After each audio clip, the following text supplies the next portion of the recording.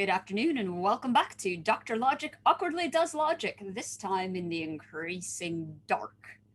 In this video, I'm going to give you the final rule for identity that we have in our predicate logic proof theory. It's based on the idea that if two things are identical, then they have all of the same properties. Now, this is both properties in kind of the formal way that we've defined them, our P's and Q's and R's, whether they're kind of binary, unary predicates or binary relations, ternary relations, etc. But also we can think of any sentence describing some object is in a sense describing a property of that object. So what this means essentially is that if we know that two terms are identical, that they pick out the same object in our domain, then any formula in which one term occurs, we can swap it out and replace it with the other term. So this is very much going to be like the notion of a substitution instance that we talked about, except that we aren't just substituting terms in for variables. We'll be able to do it for any terms that we know are identical. So they could be two constants that are identical, or maybe we know that some constant is identical to some variable on a particular variable assignment. And, or it might be that we have, say, a function, so a complex term is identical to something else. The other way in which this differs from the notion of a substitution instance that we talked about is that it needn't be uniform.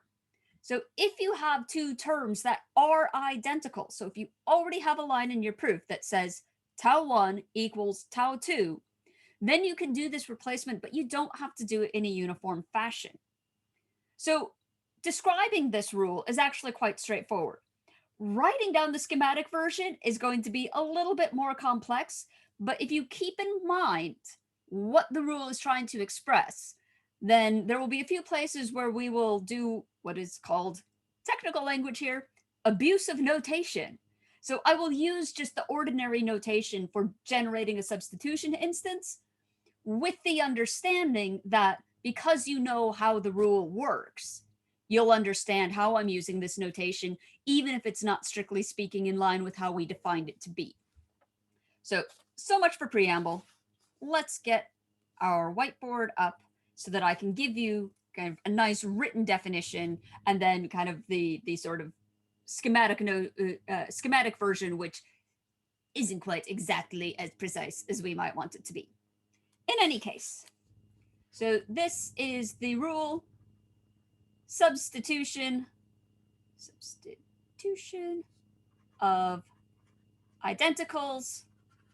What we'll call it is we'll just call it subs ID. And what it says is that if tau1 equals tau2 occurs on some line I of a proof,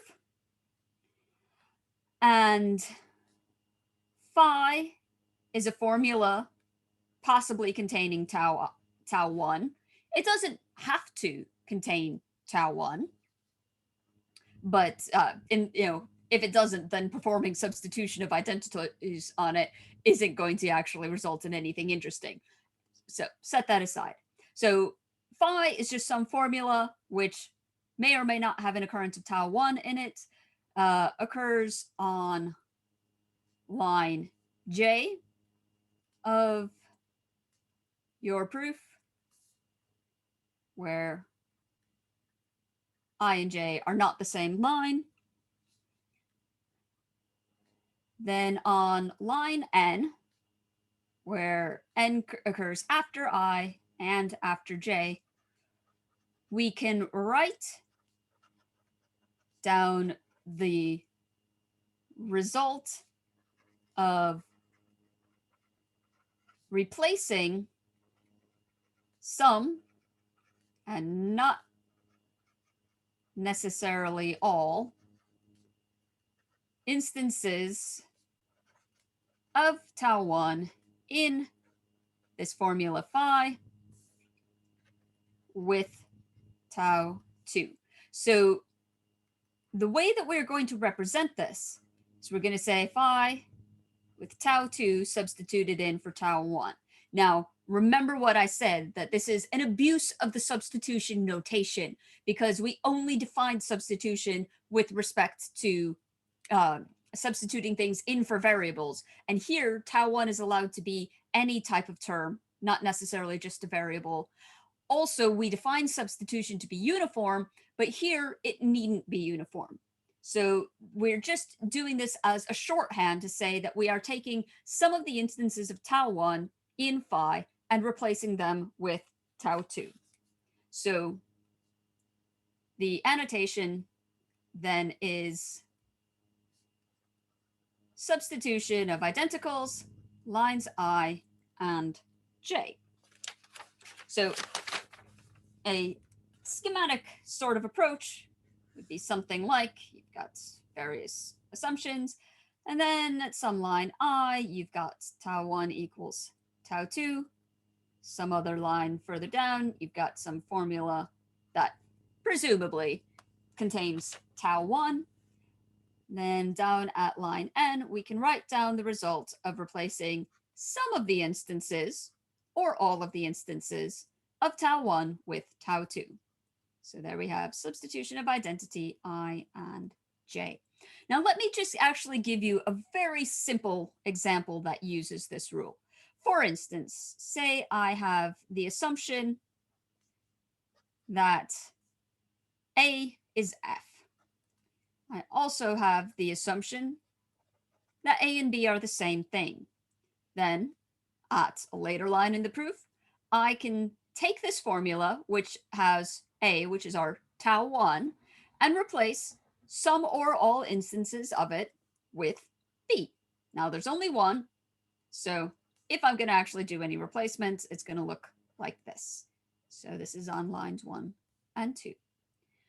Now, suppose that I had in here another assumption, GA. Well, I can combine GA and FA with conjunction introduction, lines 1 and 4. And now I could do substitution of identicals on this formula if I wanted. Now, in this case, for whatever reasons, I'm actually going to do it just on one occurrence. So this is still an instance of the substitution of identicals.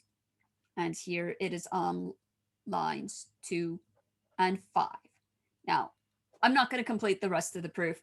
There isn't really anything interesting I'm proving here. I just wanted to give you an example of how it works. So there you have it, substitution of identicals. And that is the last of our rules for identity.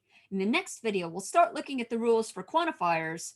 We'll probably do the easy ones first, and then separate videos for the hard ones. So next time, we will have one rule for the universal quantifier and one for the existential. I think I'm going to have to do something about my lighting before we come back for that video. In the meantime, take care. See you then. Cheers.